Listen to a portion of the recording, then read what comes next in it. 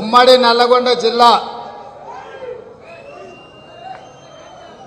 రైతు సంఘర్షణ సభ కోసం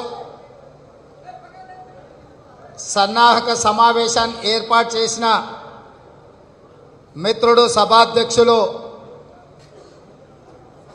అదేవిధంగా ఈ కార్యక్రమానికి ముఖ్య అతిథులుగా విచ్చేసిన శ్రీమతి గీతారెడ్డి గారు, మాజీ పిసిసి అధ్యక్షులు పార్లమెంట్ సభ్యులు ఉత్తమ్ కుమార్ రెడ్డి గారు, మీ అందరి అభిమాన నాయకుడు, మాకందరికీ పెద్దలు జానారెడ్డి గారు, దామోదర్ రెడ్డి గారు, బాలు నాయక్ గారు, రామ్లు నాయక్ గారు, కుంభం అనిల్ రెడ్డి గారు, చెవిటి వెంకన్న యాదవ్ గారు, పటేల్ రమేష్ రెడ్డి గారు, వివిధ నియోజకవర్గాల నుంచి ఇక్కడికి విచ్చేసిన జిల్లా నాయకులు, నియోజకవర్గ నాయకులు, మండల నాయకులు, బూత్ స్థాయిలో నిన్న మన దేశంలోనే అత్యధికంగా సభ్యత్వ నమోదులు చేసి 543 పార్లమెంట్లలో దేశంలోనే అగ్రభాగాన నిలబెట్టి సభ్యత్వాలలో నల్గొండ పార్లమెంటు తలెత్తుకునే విధంగా సభ్యత్వ నమోదు కార్యక్రమాలు చేసిన కార్యకర్తలందరికీ కూడా హృదయపూర్వకంగా ధన్యవాదాలు, కృతజ్ఞతలు తెలియజేస్తున్న మిత్రులారా, మీకందరికీ తెలుసు నల్గొండ జిల్లాకు ఒక చరిత్ర ఉన్నది. నల్గొండ జిల్లాలో ఈ మట్టిలో, ఈ గాలిలో, ఈ నీళ్లలో పోరాట పటిమ ఉన్నది.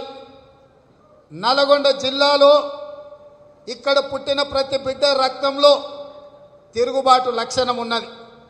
ఇక్కడ ఎవడైతే పెత్తందారి వ్యవస్థతో నడపాలని, పేదలను అణిచివేయాలని, దళితులను గిరిజనులను దోసుకోవాలని చూస్తారో వాళ్ళందరినీ కూడా పొలిమేర్లు దాటే వరకు తరిమిన పోరాట పటిమ ఈ జిల్లాకు ఉన్నది. ఈ జిల్లా పేరు తలుచుకుంటే రావి నారాయణ రెడ్డి కావచ్చు, బద్దం నరసింహారెడ్డి కావచ్చు, ధర్మ భిక్షం కావచ్చు, లేదా మల్లు స్వరాజ్యం గారు కావచ్చు, లేదా మన ఆరుట్ల కమలాదేవి గారు కావచ్చు. వీళ్ళ నుంచి మొదలు పెడితే కాంగ్రెస్ పార్టీ అధికారంలో ఉన్నప్పుడు, గెలిచినప్పుడు మీకు ఈ జిల్లా నుంచి అతిరథ మహారథులను గెలిపించిన జిల్లా, నాయకత్వాన్ని ఇచ్చిన జిల్లా. అది బిఎన్ రెడ్డి గారు కావచ్చు, చెక్కిలం శ్రీనివాసరావు గారు కావచ్చు, లేదా నారాయణ రెడ్డి గారు కావచ్చు, జానారెడ్డి గారు కావచ్చు, ఉత్తమ్ కుమార్ రెడ్డి గారు కావచ్చు, దామోదర్ రెడ్డి గారు కావచ్చు. ఇలా చెప్పుకుంటూ వెళ్తే ఈ జిల్లాలో ఈ రాష్ట్రానికి నాయకత్వాన్ని అందించిన శాసనసభ్యులను గెలిపించి రాష్ట్ర అభివృద్ధిలో భాగస్వాములు చేసిన చరిత్ర ఈ నల్గొండ జిల్లాకు ఉన్నది. మరి ఇవాళ మీరు ఆలోచన చేయండి. ఆనాడు 2018 ఎన్నికలలో జరిగినప్పుడు కాంగ్రెస్ పార్టీకి 3 ఎమ్మెల్యేలు గెలిస్తే 9 ఎమ్మెల్యేలను టీఆర్ఎస్ గెలిపించారు. ఆ టీఆర్ఎస్ 9 మంది ఎమ్మెల్యేలలో ఎవడైనా సోయి ఉన్నోడు కానీ, అవగాహన ఉన్నోడు కానీ, నల్లగొండకు నిధులు తెచ్చినోడు కానీ ఉన్నాడా? ఎక్కువ లోతుకు నేను వెళ్ళదలుచుకోలే. ఇవాళ ఏ నాగార్జున సాగర్ డ్యామ్ మీద నేను నిలబడి మాట్లాడుతున్నానో, ఈ దేశానికి మొట్టమొదటి ప్రధాని జవహర్లాల్ నెహ్రూ గారు ఆనాడు ఆధునిక దేవాలయాలే సాగునీటి ప్రాజెక్టులని పునాది రాయి వేసి ఆనాడు ఈ నల్గొండ జిల్లాను గుర్తించి జవహర్లాల్ నెహ్రూ గారు పునాదేసి నిర్మించిన నాగార్జున సాగర్ డ్యామ్ మీద నేను నిలబడి తలెత్తుకొని మాట్లాడుతున్నంటే, ఈ నాగార్జున సాగర్ డ్యామ్ను మేము కట్టినమని గర్వంగా మేము చెప్పుకొని లక్షలాది ఎకరాలకు ఇవాళ ఉమ్మడి రాష్ట్రంలో లక్షలాది ఎకరాలకు నీళ్ళు ఇచ్చిన, వందలాది మెగావాట్ల విద్యుత్ ఉత్పత్తి చేసే ప్రాజెక్టును మేము కట్టినామని చెప్పి సగర్వంగా మేము చెప్పుకుంటాం. ఇవాళ ఎవడు కాదంటాడని నేను అడుగుతున్నా. ఇవాళ ఈ జిల్లాలో ఉన్న ఎత్తిపోతల పథకాలు కావచ్చు, కాలువల ద్వారా నీళ్లు కావచ్చు, ఎలిమినేటి మాధవరెడ్డి ప్రాజెక్టు పూర్తి కావచ్చు, మొదలుపెట్టిన ఎస్ఎల్బిసి కావచ్చు, బ్రాహ్మణపల్లి కావచ్చు, లేదా ఈ ప్రాంతంలో ఉన్న ప్రతి ప్రాజెక్టు ఆనాడు కాంగ్రెస్ పార్టీ హయాంలో మేము మొదలుపెట్టినాం, కొన్ని పూర్తి చేసినాం, ఇంకొన్ని ముగిలిపోతే ఏనుగెళ్ళి తోక మిగిలితే ఆ తోకను కూడా బయటికి తీయలేని సన్నాసులు ఈ టీఆర్ఎస్ సన్నాసులు అని చెప్పి నేను ఈ సందర్భంగా తెలియజేస్తున్న మిత్రులారా. మన ఉప ఎన్నికలప్పుడు నేను ఇక్కడికి వచ్చిన, ప్రతి గ్రామం తిరిగిన, పెద్దలు జానారెడ్డి గారు కాంగ్రెస్ పార్టీ కాదు తెలంగాణ సమాజానికి పెద్ద మనిషి, అలాంటి పెద్ద మనిషి చట్టసభలలో ఉంటే చట్టసభలకే గౌరవం పెరుగుతుంది, పెద్ద ఆయనని గెలిపించండి ప్రతి గ్రామం తిరిగిన. కానీ టీఆర్ఎస్ నాయకులు అబద్ధాల పునాదుల మీద ఎన్నికలలో నెగ్గినరు. ఆయనలో చెప్పిండు ఒక ఆయన వచ్చి ఇక్కడికి, నెల్లికల్లు ప్రాజెక్టును సంవత్సరంన్నర లోపల పూర్తి చేస్తాం, 20,000 ఎకరాలకు నీళ్ళు ఇస్తామని. ఇవాళ సంవత్సరంన్నర పూర్తి కావడానికి వస్తుంది, నెల్లికల్లు ఎత్తిపోతల పథకానికి పునాది రాయి కూడా పడగలేదు. ఆ 3 అడుగులు ఉన్నాయన 6 అడుగుల ఎత్తెగిరి చెప్పిండు సంవత్సరంన్నర లోపల ప్రాజెక్టు పూర్తి చేస్తాని. ఆ 3 అడుగుల జగదీశ్వర్ రెడ్డి నేను అడుగుతున్నా, ఆ ఎల్లా 6 అడుగులు ఎగిరినావు కదా, 18 నెలలల్లా నెల్లికల్లు ప్రాజెక్టును పూర్తి చేస్తాను కదా, ఇవాళకి తట్ట మట్టి కూడా తీయలేదు, ఎక్కడున్నావు ఏడవన్నవని నేను జగదీశ్వర్ రెడ్డిని అడుగుతున్నా. ఇవాళ చూడండి, భూ కబ్జాలు చేసే సైదిరెడ్డి ఎమ్మెల్యే, ఇసుక దోపిడీ చేసే జగదీశ్వర్ రెడ్డి మంత్రి, ఇట్లా చెప్పుకుంటూ పోతే ఈ జిల్లాలో ఉన్న ఒక్కొక్క ఎమ్మెల్యేది ఒక్కొక్క భాగవతం. చిన్న చిన్న బిల్లులు ఇవ్వాలంటే కూడా ఈడ ఉన్న ఎమ్మెల్యే చచ్చిపోయిన ఆయన బామ్మార్ది కమిషన్లు ఎన్నో వసూలు చేస్తుండో మీరే సోషల్ మీడియాలో చూసేది. మీకందరికీ జానారెడ్డి గారు మా పెద్ద మనిషే, మేము తప్పు చేసినా ఒప్పు చేసినా ఏమన్నాడు, జానారెడ్డి గారు ఓడిపోయినా కూడా మాకే పని చేస్తాడని చెప్పి మీకు నమ్మకం.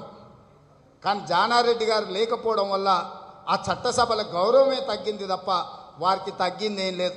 ఇవాళ జానారెడ్డి గారు ఎక్కడికి వెళ్ళినా ఈ నియోజకవర్గ ప్రజలు కాదు తెలంగాణ సమాజం అంతా వారు వచ్చిందంటే ఎవరైనా లేచి నించొని కూర్చిస్తారు. ఆయనకు అదనంగా ఎమ్మెల్యే పదవితోనో ఇంకో పదవితోనో ఆయన గౌరవం పెరిగేది లేదు.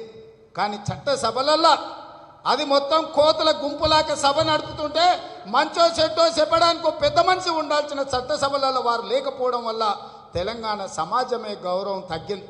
మా మిత్రులు ఇక్కడ ఉన్నోళ్ళు కొంతమందిని మమ్మల్ని పులులు అంటున్నారు, కొంతమందిని సింహాలు అంటున్నారు. సంతోషం. కానీ సర్కస్లో పులులను సింహాలను ఆడించడానికి ఒక రింగు మాస్టర్ ఉంటారు, ఆ రింగు మాస్టరే జానారెడ్డి గారు.